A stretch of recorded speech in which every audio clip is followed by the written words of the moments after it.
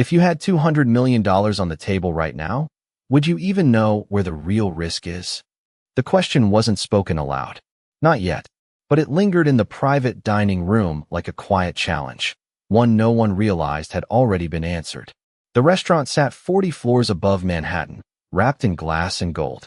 The city lights below no longer looked like streets, but like a constellation built for men who believed they owned the sky. Inside, the air carried the scent of aged oak, seared filet mignon, and something older, money that had long forgotten how to introduce itself. At the center table sat Alexander Pierce. He didn't raise his voice. He didn't need to. Power, in his world, was measured by how little you had to say. His charcoal suit fit like it had been designed in silence, tailored for a man who had never once been told no, and believed the word itself was a flaw in other people's vocabulary. A Swiss watch rested against his wrist, catching the chandelier's fractured light with every subtle movement, each second ticking forward with the quiet certainty of someone who could afford to waste time and still win. Around him sat three men, wealthy, accomplished, but just slightly less certain. They leaned in when he spoke, nodded a second too quickly, laughed half a beat too late. On the table between them, a tablet displayed charts, projections, numbers rising like skyscrapers and falling just as fast. $200 million. That was the number being discussed, passed back and forth like a chess piece in a game only one of them fully understood. The upside is clean, one man said, tapping the screen carefully. Minimal exposure. Controlled entry. Strong international positioning. Alexander didn't look at him. He looked at the numbers. His eyes moved once. Slowly. Then stopped.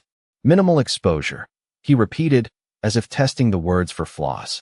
Across the room, unnoticed by everyone except the patterns she had already memorized, Claire Whitman moved between tables. Her presence bordered on invisible. Her black uniform was pressed. Her hair pulled back in a way that erased distraction. Her steps were not driven by urgency, but by awareness. She didn't rush. She didn't linger. She simply existed in the exact space no one thought to look. A glass refilled before it emptied. A plate cleared the moment a fork rested. It was a rhythm she had perfected, not just service, but observation.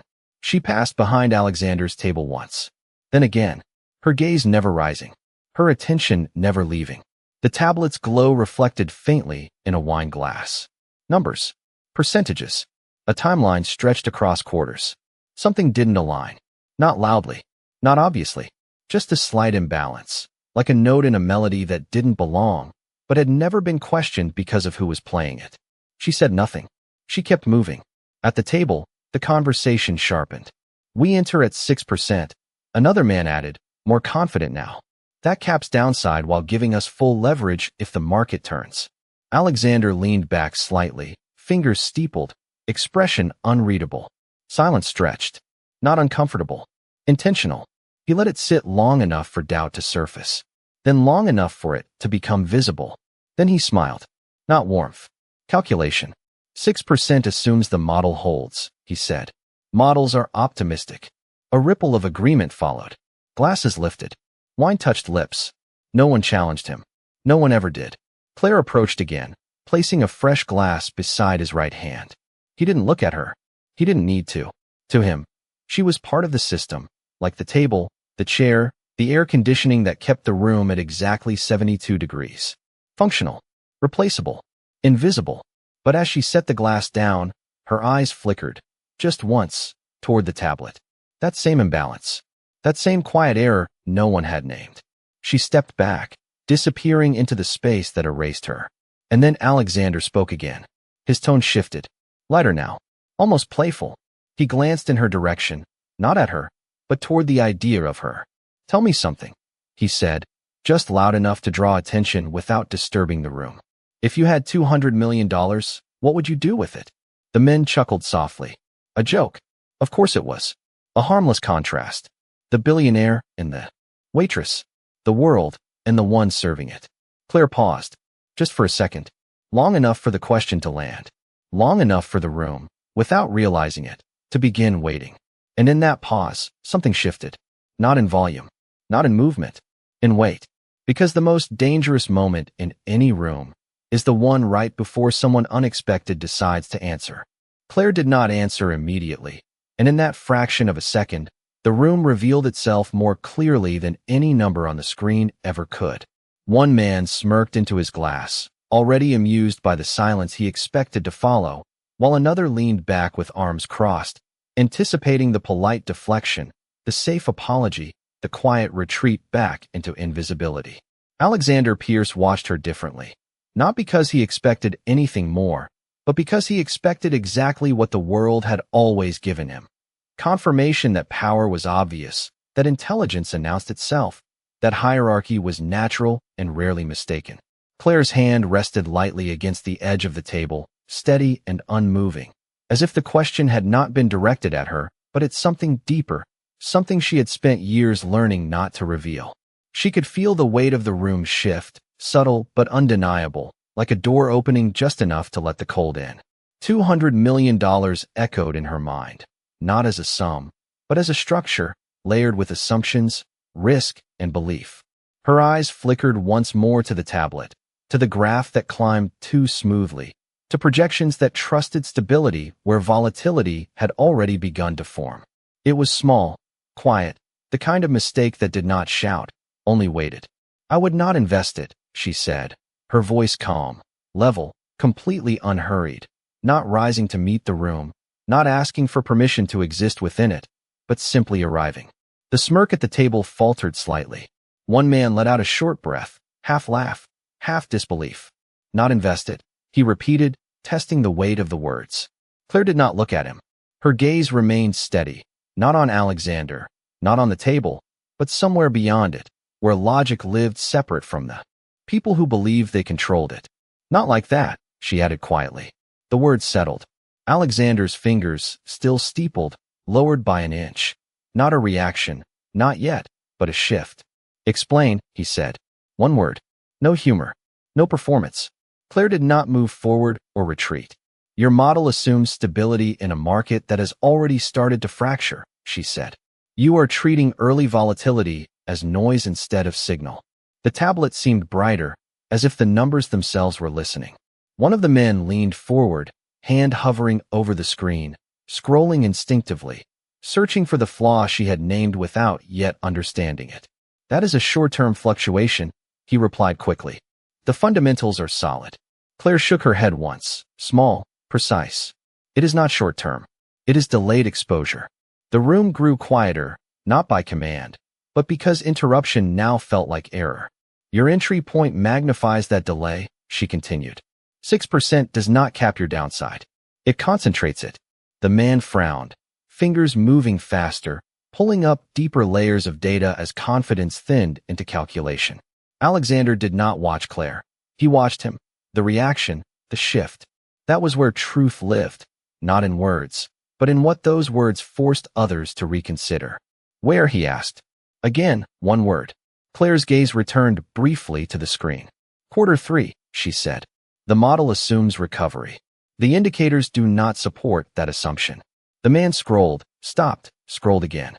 His jaw tightened, almost imperceptibly. "That is based on historical patterns," he said, but conviction was already fading. Claire did not press. "Historical patterns do not account for structural change," she said. "And structural change does not announce itself loudly." Silence followed. Not the kind that fills a room, but the kind that removes everything unnecessary from it. The chandeliers still glowed. The city still stretched beneath them. But none of it mattered now. Alexander leaned forward, elbows resting lightly on the table, his gaze settling on Claire, not as an object, not as a function, but as a variable he had not accounted. "4. If you are right," he said slowly, "then what would you do?" The question was no longer a joke. Claire's expression did not change. "Wait," she said. The word landed heavier than anything before it. "You let the market reveal the correction, then you enter at a position that reflects reality, not projection." One of the men exhaled sharply, leaning back as if the air had shifted. The tablet remained in his hands, but he was no longer guiding it. He was following it. Numbers adjusted, scenarios recalculated, and within those shifting lines, the flaw grew clearer, no longer hidden by confidence. Alexander did not speak immediately. For the first time that evening, he did not control the pace of the room. He studied her, not with disbelief, but with recognition, not of who she was, but of what she had done. She had not challenged him or tried to impress him. She had simply seen what others had overlooked and spoken it without hesitation. Claire stepped back, returning to the space that once erased her. But the room did not forget her now, because once something invisible is seen, it can never return to being unseen. The numbers did not argue back, but they resisted quietly, shifting in ways only someone searching for the fracture could recognize. And for the first time that evening, certainty at the table began to feel less like strength and more like momentum that had gone unchecked for too long.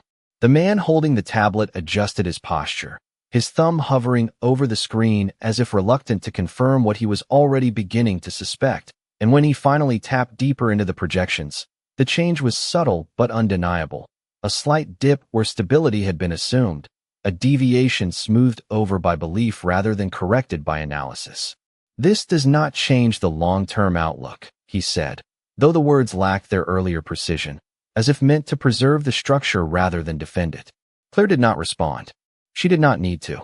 Her point had already moved beyond debate and into verification, and that was where authority shifted, not through confrontation, but through alignment with reality. Across the table, another man leaned in, his amusement gone, replaced by focus as he studied the data with a seriousness that had not been present before. "Run the sensitivity," he said quietly, directing the command not at Claire but at the numbers themselves, and the tablet responded with a cascade of recalculations, percentages adjusting, timelines compressing, risk expanding in ways that no longer felt theoretical.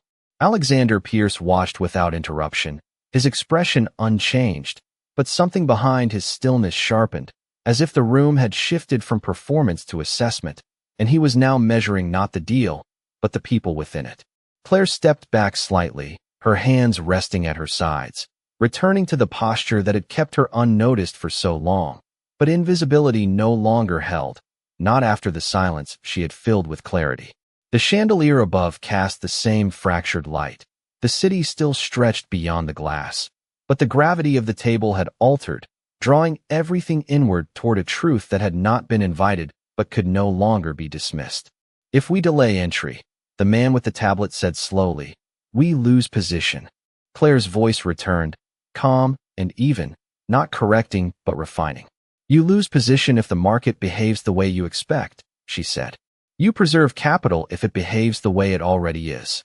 The distinction settled heavily, and for a moment no one spoke, not because there was nothing to say, but because each of them was recalculating the same equation from different assumptions, and only one had not been built on belief. Alexander's fingers moved once, the watch on his wrist catching the light again, marking time that no longer felt entirely under his control. "You are suggesting," he said, "that we are early." Claire met his gaze, steady and unforced. "You are not early," she said. "You are misaligned." The word hung there, precise and final, cutting through the softer language that had framed the discussion before, and in that moment it was no longer about numbers, but about perspective, who had seen clearly and who had mistaken confidence for clarity. The man to Alexander's left exhaled, leaning back as he processed the implication, and when he spoke again, it was not to defend the model, but to reconsider it. "If that is true," he said, "then the entire structure shifts." "It does," Claire replied, without emphasis or satisfaction, only fact. The tablet continued updating, scenarios adjusting, and with each recalculation the original confidence lost another layer, revealing the exposure that had been hidden beneath projection. Alexander remained still, but his attention had narrowed completely, focused on the one variable he had not accounted for. "Where did you learn to see that?" he asked, the question deliberate, precise. Claire's expression did not change. "By being wrong before," she said. The answer was simple, almost dismissive, yet it carried a weight no data could replicate, a history that did not need explanation to be understood. Alexander held her gaze for a moment, then returned to the tablet, to the shifting data that now aligned more closely with her assessment than with the model presented to him. The room waited, not for permission, but for direction, because that was what they were accustomed to receiving from him. But this time, the decision did not come immediately. It unfolded, measured, adjusted by something outside the usual parameters. Finally, he spoke. Pause the entry. The words were quiet but final, and the men around the table responded without hesitation, not with surprise but with acceptance, because real authority does not require explanation. The tablet dimmed slightly as the projection was set aside, no longer the center of the room, replaced by the absence of action Claire had suggested from the beginning. She did not react. She did not smile. She simply nodded once, a gesture so small it might have been missed if not for the silence surrounding it, then turned and stepped away, returning to the rhythm of the room, to the quiet movement between chairs, glass, and light. But something had changed in the space she left behind, something that would not return to its previous form, because the most powerful correction is not the one that is forced, but the one that is seen too clearly to ignore.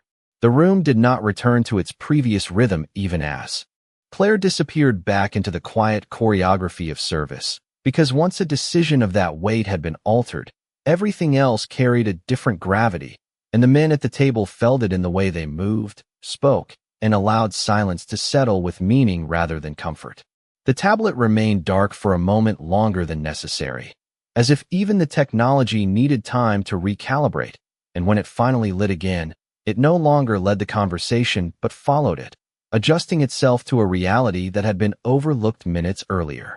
Alexander Pierce leaned back slightly, not in retreat but in reassessment, his gaze shifting from numbers alone to the sequence that had brought them here, the interruption that had not weakened his authority but refined it, and that distinction mattered more than anything else in the room.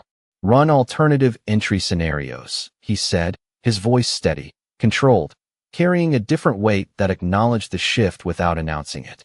The man with the tablet nodded immediately, his earlier certainty replaced by sharper focus, his fingers moving with precision that no longer assumed correctness but sought it. Numbers moved again, slower now, more deliberate, each adjustment tested against the possibility that something else remained hidden beneath the surface. Across the table, another man adjusted his tie, a small gesture that revealed more than words, not discomfort with the deal, but with the realization they had nearly moved forward without seeing what had been in front of them. "We would have missed it," he said quietly, not to anyone in particular, but to the space where the decision had almost been made. Alexander did not respond immediately. He let the statement sit, not for confirmation but for recognition, because in his world recognition was correction. His eyes moved across the room, not searching but locating, and they found Claire again, moving between tables, her posture unchanged, her expression neutral, as if nothing of consequence had occurred. But the room did not see her the same way now. Service continued, staff moved, nothing broke, yet something subtle had shifted in the way she occupied space, not louder or larger, but more defined, as if her presence had sharpened beyond being ignored. At the table, recalculations stabilized, projections no longer smooth but more accurate, reflecting a reality that required patience rather than confidence. "If we enter after the correction," the man with the tablet said, his voice measured, "we preserve capital and increase flexibility." Alexander nodded once, a small movement, but final. "Then that is what we do. No hesitation. No revision. Decision, clean and precise." The men adjusted accordingly, not because they were told, but because the structure had shifted and they understood it. Glasses lifted again, but with less performance and more intention, as if the ritual had been stripped to purpose. Conversation resumed, quieter, more focused, less concerned with appearing certain and more invested in being correct. And through it all, Claire continued her work, refilling water, clearing plates, maintaining the rhythm that had defined her presence from the beginning. But now that rhythm carried a different meaning, not the movement of someone unseen, but the choice of someone who understood exactly when to be. Minutes passed, then more, and the table settled into its new direction, the earlier tension replaced by controlled clarity that extended beyond the deal into how each man now approached the conversation. Finally, Alexander set his glass down, the soft sound marking a shift only he initiated, and he rose, not abruptly or dramatically, but with the same quiet authority that had defined him from the moment he entered. The others followed, gathering their things, the tablet, the notes, fragments of a decision that would ripple far beyond the room. As they prepared to leave, Alexander paused. his gaze moving once more across the space, not out of habit but intention, and he stepped away from the table, not toward the exit but toward the path Claire would cross. He did not call out or raise his hand. He simply positioned himself where the moment would occur naturally, where the exchange would exist without disrupting the balance of the room. Claire approached seconds later, a tray balanced in her hand, her focus on the next task, the next detail that required quiet precision. She saw him only when she was close enough that not seeing him would have been impossible, and she stopped, not startled but aware. For a brief moment, they stood within the same space, no longer separated by role or expectation, but by something more precise. Alexander studied her, not with curiosity now, but acknowledgement, the kind that did not need volume to be understood. "You changed the outcome of a $200 million decision," he said, his voice low, measured, carrying no trace of earlier humor. Claire held his gaze, steady and unflinching. "No," she said softly. "I just pointed at what was already there." The distinction lingered, quiet but exact, and for the first time that evening Alexander allowed himself a slight pause, not because he lacked an answer, but because some answers did not improve when spoken too quickly. He nodded once, a gesture of recognition that carried more weight than praise, then stepped past her, continuing toward the exit, leaving behind a room altered in ways no one would fully measure until much later, because the most significant shifts are not the ones that announce themselves, but the ones that redefine everything without asking permission. The door closed behind Alexander with a soft, controlled finality that barely rose above the quiet hum of the dining room. Yet the absence he left behind carried more weight than his presence ever had, because power, when it withdraws, often reveals more than when it arrives. The men who followed him lingered briefly beyond the glass, their silhouettes fading into the private elevator, their voices already lowered, more cautious, more deliberate, as if something fundamental in their approach had been recalibrated. Inside, the restaurant resumed its rhythm, but not the same rhythm, quieter, not in sound, but in assumption. Claire moved between tables, her pace unchanged, her expression composed, yet the space around her no longer erased her in the same way. A server glanced once, then away, uncertain whether acknowledgement was appropriate. The manager near the bar adjusted his posture as she passed, his distracted authority briefly replaced by something closer to curiosity. No one spoke. They did not need to. Something had already been said, and it had traveled further than words. Claire reached the service station, setting down her tray with the same precision she had carried all night, her hands steady, her breathing even, as if nothing within her had shifted. Yet beneath that stillness, something quieter moved, not excitement, not relief, but recognition, not of what had happened, but of what it confirmed. She had seen clearly. She had spoken simply. She had left it where it belonged. She picked up a glass and polished it, her attention returning to the small details that defined her work, because for her, the difference between ordinary and exceptional had never been volume, only precision. Across the room, a couple laughed over dessert, unaware that a decision worth more than they would ever imagine had just been altered nearby. A man checked his watch, impatience carrying a different weight. A woman watched the city's reflection more than her companion. Life continued. It always did. Yet somewhere within that continuity, a line had shifted. Minutes passed. The dining room filled and emptied in waves. Each table its own contained world. Each conversation layered into a quiet hum of importance. And through it all, Claire remained where she had always been, moving, observing, adjusting, her presence constant yet newly defined.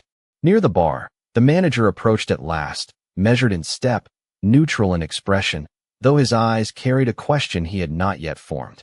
"Claire," he said softly. She met his gaze. "Yes, sir." He paused, choosing words with unusual care. "Table 7, everything went smoothly." The word hovered, slightly misaligned, yet sufficient. Claire nodded once. "Yes, sir." The answer was complete, offering nothing more than required. He hesitated, then accepted it. "Good," he said, returning to the version of himself that managed details instead of moments. "Very good." He stepped away, attention already shifting back to the floor, to timing, to the small decisions that maintained the standard. Claire resumed her work, the glass in her hand catching the light as she turned it slowly, ensuring there were no marks, no distractions, nothing imperfect. It was a small task, almost invisible, yet it carried the same principle as everything else she did. See clearly, correct quietly, move on. Another server approached, hesitating. That was something, he said under his breath, as if the moment might still be listening. Claire glanced at him, unchanged. Just a conversation. He studied her, expecting more, then nodded, accepting simplicity he did not fully understand. Right. He stepped back. Claire returned to her rhythm, to the space she had always occupied. But the room did not forget. Not entirely. Because somewhere between glass, light, and quiet precision, something had been redefined. Not loudly, not dramatically, but with a clarity that would remain long after the last table was cleared. Because the most lasting changes are not the ones that demand attention, but the ones that quietly raise the standard for everything that follows.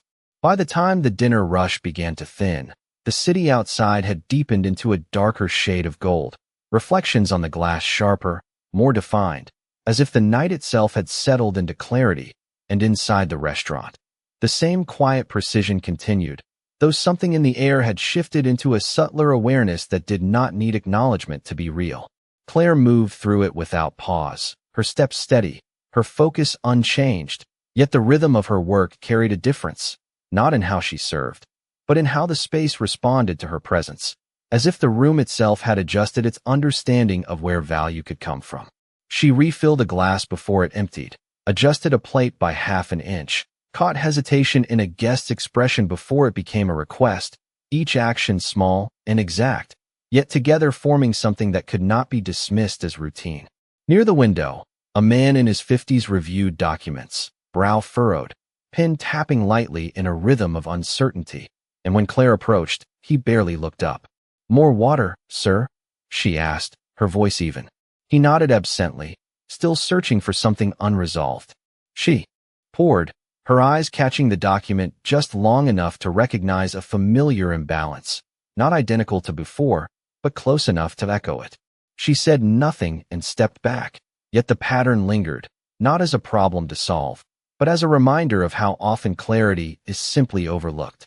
At another table, a young couple leaned close, their laughter soft and untouched by calculation, and Claire paused only long enough to ensure their glasses were full before moving on. It was never about scale. It was about precision, about seeing what was needed and responding without excess.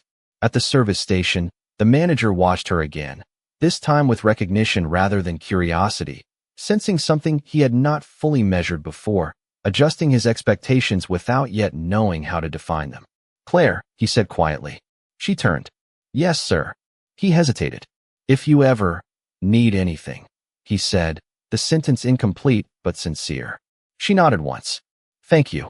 The exchange was small, yet it marked a shift, not in authority, but in awareness, and awareness rarely fades once formed. The hours moved forward, tables cleared, final reservations settled, and the restaurant transitioned from fullness to stillness, not empty, but complete. Claire continued until the last glass was polished, the last table reset, every detail aligned with the standard that defined the space. When her shift ended, she stepped into the hallway, the noise fading into a distant hum, replaced by quieter sounds of closing routines. She removed her apron, folding it with the same care she applied to everything, her movements deliberate. In her locker, a small notebook rested beneath a folded jacket, its pages filled with precise notes, patterns, and connections gathered over time, not for display, but for understanding. She opened it briefly, scanning numbers and annotations that linked ideas across contexts, and for a moment, the restaurant disappeared, replaced by a quieter space where thought moved freely. Then she closed it, returning it to its place. Outside, the air was cooler, carrying distant traffic and conversation, the city moving at its relentless pace, unaware of the shift that had occurred above it, unaware that somewhere within its flow, a decision had changed, a risk had been avoided, a pattern had been seen.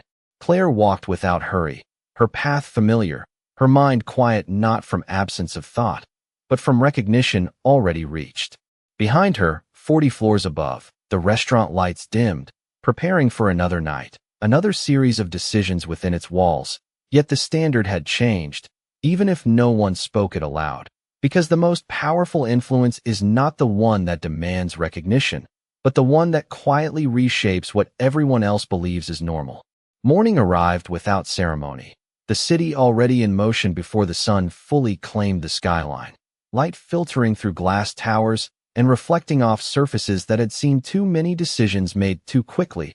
And somewhere among them Claire Whitman moved with the same quiet precision that had defined her the night before, her routine unchanged, her pace steady, as if nothing of consequence had occurred. Yet the world she stepped into carried a subtle shift that had begun long before she ever entered that restaurant. A small cafe sat 3 blocks from her apartment, unremarkable to most, its wooden tables worn smooth by time, its air filled with the steady rhythm of conversation and the low hum of coffee machines. And it was there she sat now, a simple cup before her, steam rising in thin lines that disappeared as quickly as they formed. In her hand, the same notebook rested open, its pages filled not with decoration but with structure, lines connecting ideas, numbers placed with intention, observations captured without excess. She turned a page slowly, scanning notes written weeks ago, something about delayed market responses, patterns that did not repeat but echoed. And for a moment the connection was clear, not because it had just been discovered, but because it had always been there, waiting for alignment. Around her, the cafe continued its rhythm, a barista calling out orders, a man in a suit speaking into his phone with urgency, a woman by the window reading without interruption, each existing in their own contained world, unaware that the same patterns shaping their lives also shaped decisions worth millions. Claire closed the notebook, not because she had finished, but because clarity did not require constant attention, only recognition when it appeared. She left without hurry, stepping back into the flow of the city, her path leading toward the same building, the same elevator, the same dining room where nothing seemed to change, and yet everything did. By the time she arrived, the restaurant was preparing for another night, staff moving in quiet coordination, tables aligned, glasses polished. The manager stood near the entrance reviewing reservations, his posture composed, but his attention sharper than the day before, as if something in him had recalibrated. When Claire stepped onto the floor, he noticed immediately, not obviously, but in the subtle shift of awareness that now followed her movement. "Claire," he said, measured and professional, yet different. She turned.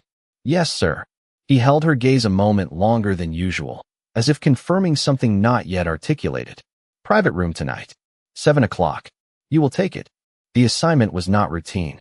The private room was reserved for guests who did not want to be seen, for conversations that required discretion beyond the main floor.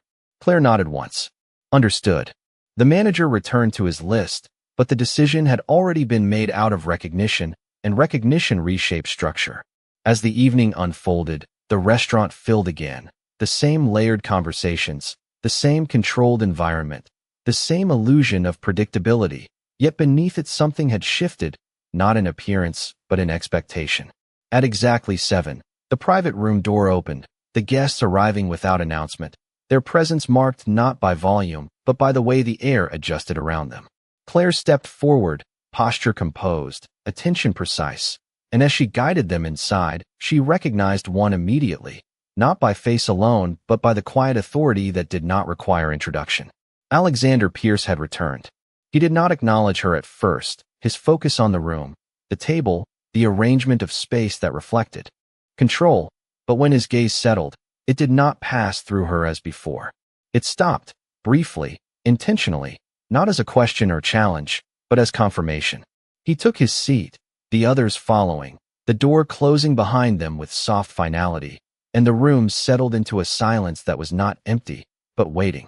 Claire stood at the edge of the table, her hands steady, her presence aligned with her role, yet the space between them no longer held the same assumptions, because something had already been proven, and once proven it does not need repetition to exist. Alexander glanced at the empty glass before him, then back at her, his expression unchanged, but his tone more precise. "We adjusted the position," he said, not as a statement, but as continuation. Claire poured the water, her movement smooth, controlled. That was the right call. He watched her for a moment. then nodded once, a gesture carrying more weight than words, because in a room built on power, the rarest thing is not authority, but the willingness to recognize where it truly belongs. The door to the private room sealed the outside world into silence, and inside the air carried a different weight, not heavier but more deliberate, as if every word had already been measured before it was allowed to exist. The table was set with the same precision as the night before, yet the energy had changed, because there was no performance now, no need to establish dominance, no expectation of being unquestioned. That part had already passed. Claire moved quietly around the table, placing glasses, aligning cutlery, her movements fluid and exact, and the stillness did not ignore her, but acknowledged her without speaking her name. Across from Alexander Pierce sat two new men, refined in posture, controlled in expression, yet alert in a way that suggested they understood they were no longer in a room where assumptions went unchallenged. A tablet rested on the table again, its screen dark, waiting like everything else. Alexander leaned back slightly, hands resting beside his glass, his gaze steady, not asserting presence but observing with sharpened attention. "We are not here to repeat mistakes," he said, his voice even but carrying quiet authority. One man nodded, sliding a folder across the table, organized, precise, yet released with the awareness that organization did not guarantee accuracy. "Revised structure," he said, "adjusted for volatility exposure." Claire stepped forward to pour water, her eyes catching the edge of the document, the alignment of numbers, the pacing of projections, and again that familiar sense returned, not identical but close enough to trigger recognition. Not wrong, but not complete. She said nothing and stepped back. The conversation continued, controlled and measured. "We have accounted for delayed correction," the second man added carefully. Alexander did not respond immediately. He let the words settle, his gaze shifting briefly toward the document, then toward the space where Claire stood, not directly but within awareness. The silence that followed was not empty. It was evaluation. Claire felt it before he spoke, the same subtle shift from the night before, the same quiet opening where expectation waited to be challenged. "Walk me through your assumption on recovery timing," Alexander said. The man straightened slightly, his voice steady but carrying tension. "We project stabilization within 2 quarters.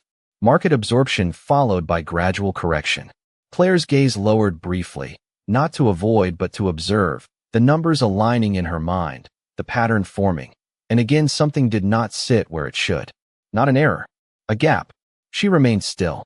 The man continued, outlining logic and reasoning, each point carefully constructed, yet intention was not the same as precision, and precision was where truth lived.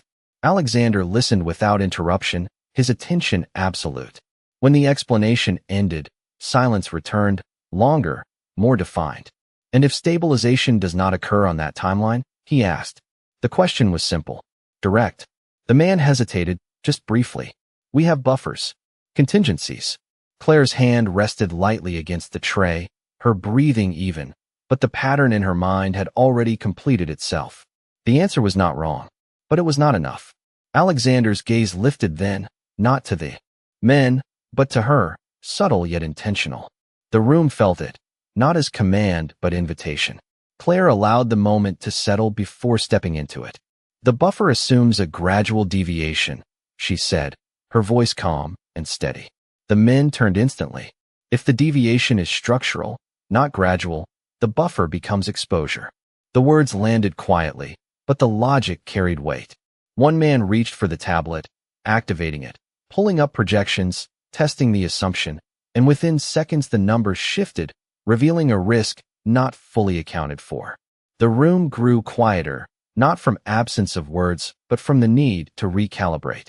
Alexander did not look away from her. "What would you adjust?" he asked. Not a test, a question. Claire met his gaze. "Timing," she said. "And scale." She paused briefly. "You are still entering too early. And too large."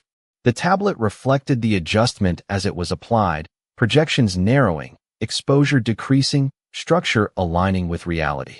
The men saw it not as correction imposed, but clarity revealed. Alexander leaned back slightly, expression unreadable, but recognition evident. "Then we adjust," he said. And just like that, The direction shifted again, not dramatically but precisely, because the most powerful changes are not the ones that demand attention, but the ones that refine truth until it cannot be ignored. The adjustment did not end the conversation, but it changed its nature completely, because once precision enters a room, it removes the illusion that certainty alone is enough, and the men at the table felt it in the way they now spoke, slower and more deliberate, each word measured against the possibility that it might be seen more clearly than intended. The tablet continued to glow softly, its projections narrower, cleaner, stripped of excess confidence, and with each recalculation the structure became less impressive but more accurate, less ambitious but more resilient.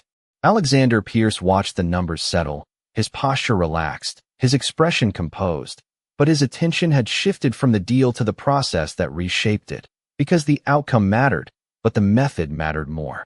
Claire stood where she had always stood, at the edge of the room, her presence quiet, her role unchanged, yet nothing about her position was the same, because the space had already adjusted around her, not by instruction, but by recognition. One man exhaled slowly, leaning back as the final scenario aligned. "This reduces exposure significantly," he said, his tone reflective now. "We sacrifice speed, but we gain control." Alexander nodded once, small but final. Control is the only variable that matters. The statement was not new, but it carried a different weight, not declared but refined. The room settled into a silence that was not empty but complete.